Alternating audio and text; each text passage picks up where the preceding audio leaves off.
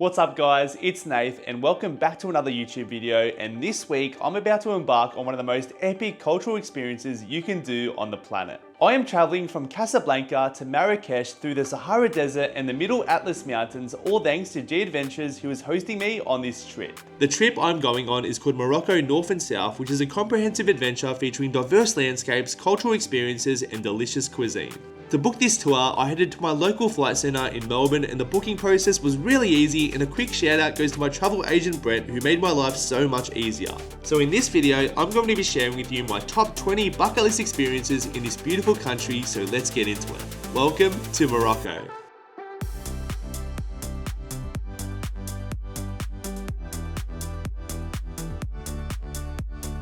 So our journey begins here in Casablanca, which is the largest city in Morocco and is known for its stunning Islamic architecture, including the Hassan II Mosque. Featuring a unique shape and size, the Hassan II Mosque is considered to be the largest mosque in Morocco and it can hold up to 105,000 worshippers. Standing at 210 meters high, its minaret is one of the tallest structures in Morocco and features a 30-kilometer laser directed towards the Mecca. The mosque is a symbol of Morocco's traditional architecture and design and represents the country's rich history and cultural heritage. This is also one of the only 2 Moroccan mosques open to non-Muslims, and you can book a tour or visit the small museum like I did to learn about its incredible craftsmanship. Now, one of the most beautiful towns in the whole of Morocco has to be the blue city of Chefchaouen. Located 5 hours drive from Casablanca beneath the mountains of northwest Morocco, Chefchaouen is a blue mountain village that feels like another planet. Known as the Blue Pearl of Morocco, Chefchaouen's walls are painted in many shades of blue to help deter mosquitoes, although I heard plenty of other theories whilst I was here. Me and my group decided to go for a wander through the heart of the Medina right before sunset to discover all the winding alleyways, cute doorways and charming plazas. After snapping plenty of photos of the Medina, we headed to Plaza Uta El Hammam to learn about the city's Kasbah and watch the sunset from one of the restaurant terraces. The next stop on this amazing 16-day Morocco adventure is the striking Roman ruins of Volubilis. Located 3 hours from Chefchaouen in a lush river valley between Meknes and Fez, this UNESCO World Heritage Site is a must visit for anyone travelling to Morocco. Dating back to the 3rd century, the ancient city of Volubilis is the best preserved Roman ruins in Morocco, and it's a great place to learn about the advancements of the Roman Empire. After meeting with our guide named Abdelhay, we walked past the main excavations of the Roman ruins and discovered the vast public spaces, amazing mosaic tiles and impressive arches. There are many ancient houses to see in the city, but my favourite was probably the House of the Trials of Hercules, which illustrates the adventures of the mythical hero. After exploring Volubilis, me and my group stopped at Mhaya village for a traditional home-cooked Moroccan community lunch. I'll be honest with you guys, I've been travelling full-time for just over 2 years now, and I never thought about the positive impact that tourism can have on a community. Something as simple as trying local food and exploring local markets can do so much good for the local community, which is why this experience was one of my favourites from the trip. G Adventures have partnered with Planetera to provide vocational training for rural women in this village and allow them to better support their families and help them access education and healthcare services. This lunch was one of the best meals that we had throughout the trip, and you could tell that the food was made with so much love and the smiles on the locals' faces was so heartwarming. G Adventures and Planetera have over 150 projects like this all around the world, including cultural preservation through craft as well as reforestation through tree planting projects. I'll include a link down below so you can learn more about these amazing initiatives.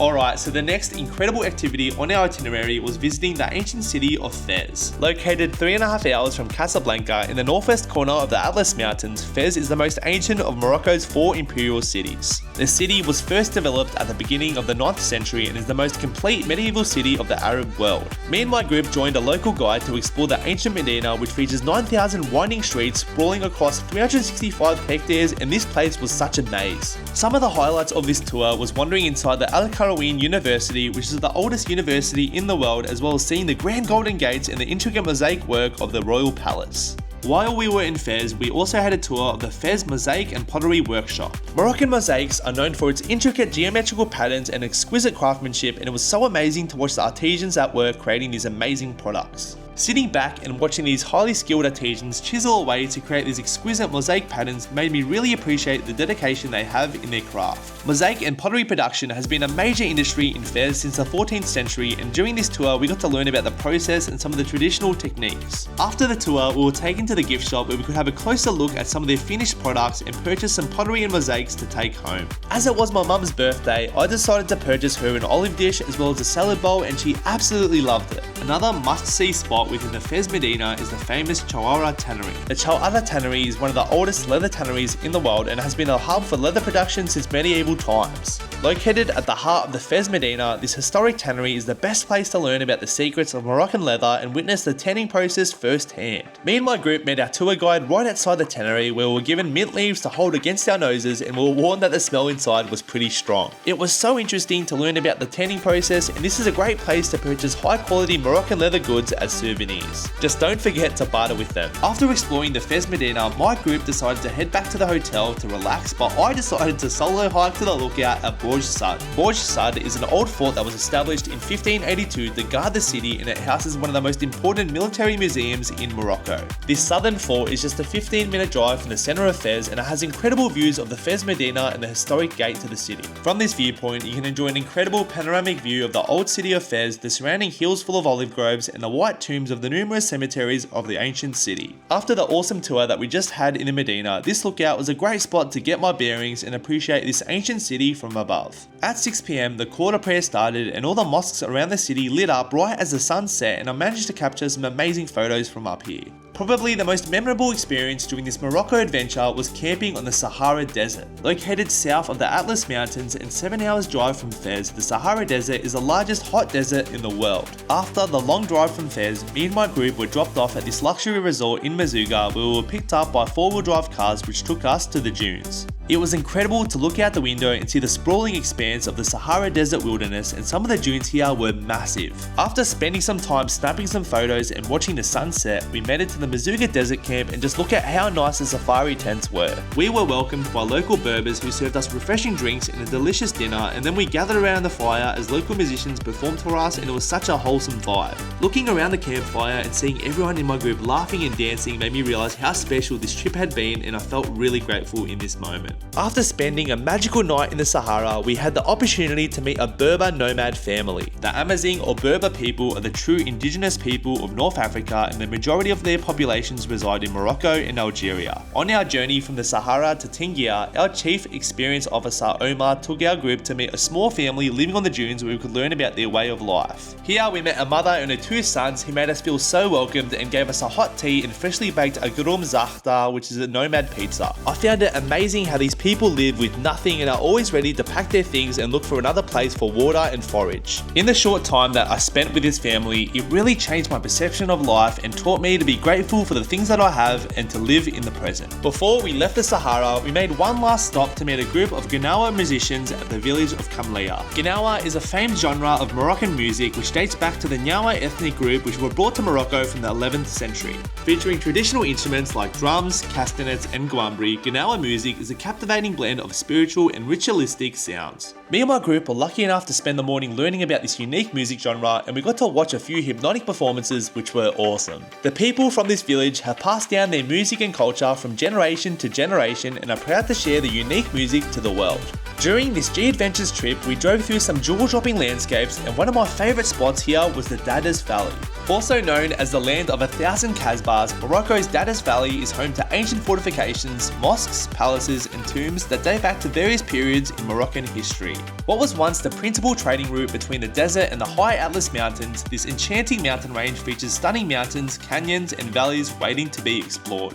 The first stop that we checked out here was called Monkey Fingers, which is a unique rock formation formed by the erosion of sandstone and limestone, and the views from this lookout were amazing. We then drove up this steep and dangerous switchback road which took us through the gorge, where we uncovered this gorgeous lookout with this insane view. It felt like we had made it to Mars. After exploring the breathtaking Dadis Gorge, we made it to the UNESCO World Heritage Site of Kasbah Taorit for a guided tour. Situated in the centre of Azzed, the Kasbah Taorit is a stunning fortified residence which gives you a glimpse into Morocco's rich cultural heritage. Built in the 19th century, this fortified structure was once the residence of the powerful influential figures in the region, and this Kasbah served as a strategic stronghold between the Sahara Desert and Marrakesh. We met our guide outside the Kasbah, where he taught us some of the history behind Azzed before he took us inside the Kasbah, where we could admire the beautiful Moroccan architecture. After showing us the Kasbah's intricate design and impressive mud brick construction, our guide took us up to the rooftop where we could take in amazing views of the Atlas Mountains and the vast desert plains. The next exciting spot that we visited in Morocco was the small hamlet of Bin El Ouidane. Located in the Atlas Mountains, Bin El Ouidane is one of the most picturesque lakes in Morocco and is a popular holiday destination for outdoor lovers wanting to escape the city. Complete with bright blue waters and lush vegetation, this lake is a great place to enjoy water sports including paddleboarding, kayaking and jet skiing. During our short time here, I decided to book a kayak tour of the lake at sunset, which was a lot of fun and allowed me to get a unique perspective of the mountains and the surrounding countryside. As this itinerary is part of G Adventure's deluxe collection, we were treated to a stay at Ouidane Resort, which is one of the best hotels I've ever stayed at. Featuring spacious rooms and an infinity pool with superb views over the lake, this luxury 5-star hotel was the perfect base we needed to explore the region. On one of the mornings that we were staying at this hotel, me and my group completed a short hike to the famous Cathedral of Imsfrane rock formation. Located in the Tamga Nature Reserve and perched at an altitude of 1,872 meters, the Cathedral of Imsfrane is one of the most stunning rock formations I've seen. Me and my group were dropped off by our G Adventures driver in the middle of the park, and our local guide took us for a short walk through the green pines and rushing water, and the views of the cathedral were amazing.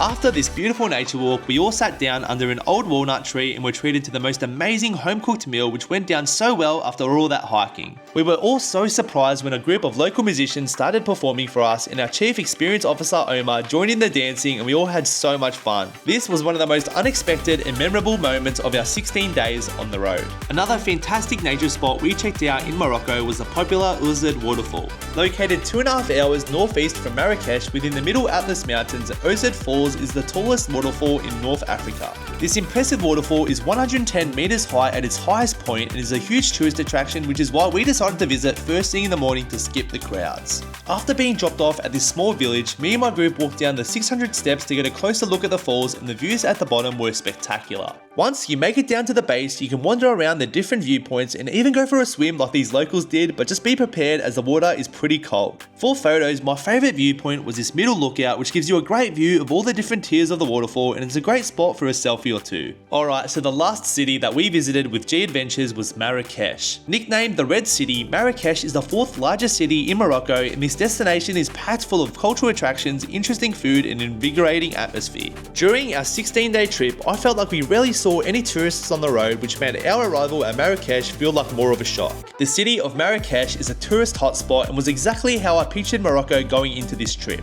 There was crazy traffic on the roads, massive crowds of people, lots of hassling, and beautiful palaces featuring grand archways and colourful mosaics. On our first morning here, me and my group went for a guided tour of the Marrakesh Medina, where we learnt some of the history behind the city and wandered through the maze of souks. We also checked out the grand courtyard of the vibrant Mhaya Palace, as well as the Sardian tombs, which were built in the 16th century and are famous for the unique architecture and design. Another amazing experience that we had in Marrakesh was joining a renowned Moroccan chef and her son for a hands-on cooking class. After meeting our chef inside this stunning riad, me and my group got our aprons and gloves on and joined our chef in making tagine. First, we were taught about all the different spices we were working with before we got hands-on and started cutting our own fruits and preparing the meat to add to the mix. Eventually, our chef added all the ingredients into a saucepan and started cooking up a storm, and it was amazing to watch her and her son in action, and you could really see the passion they had for sharing their cuisine to the world. We all decided to take a seat whilst the finishing touches were made, and before long we were served this incredible feast which catered for both meat eaters and vegetarians. All up, we made 4 tasty starters and 1 vegetarian and 1 chicken tagine, which were both to die for.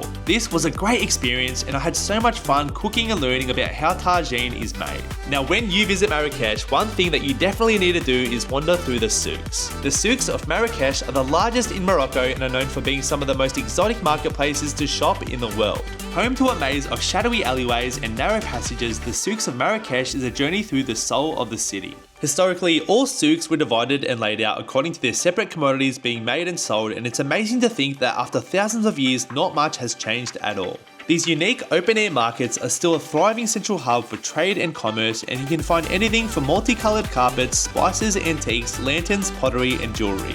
Open from around 9 AM to 9 PM, these souks are a great place to soak in the bustling atmosphere, the bargains, the thrill of haggling and the assault of the senses that Marrakesh is known for.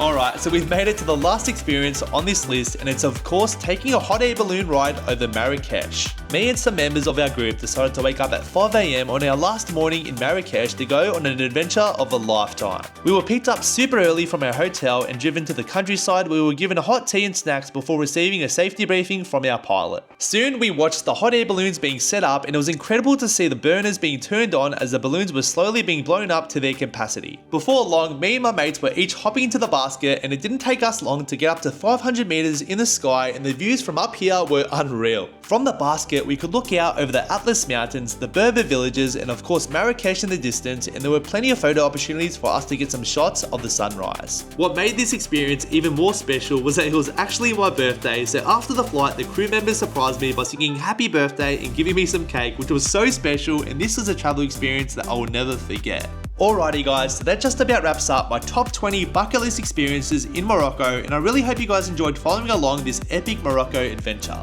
As someone that does a lot of solo traveling, this trip with G Adventures really taught me how rewarding it can be to travel with a group, and I truly felt like I met some lifelong friends and created some everlasting memories. Once again, if you were interested in booking an incredible trip like this, I encourage you to click on the link down below or head into your local flight centre like I did to speak to one of their friendly travel agents. The scenery in Morocco certainly surprised me, and I didn't expect the locals to be so friendly and hospitable, and don't even get me started on how good the food was. And every single accommodation that we stayed in was absolutely stunning. Like, just look at how nice some of these hotels and resorts were. I'm certainly not used to staying in unique accommodations like this, but it felt absolutely amazing and it was such a treat. Lastly, I want to give a massive shout out to our Chief Experience Officer Omar, who had so much passion for his country and made the entire 16 days so much fun. I feel like guides play a huge role in tours like these, and Omar did such a fantastic job at making us feel so safe and welcomed at every city that we visited.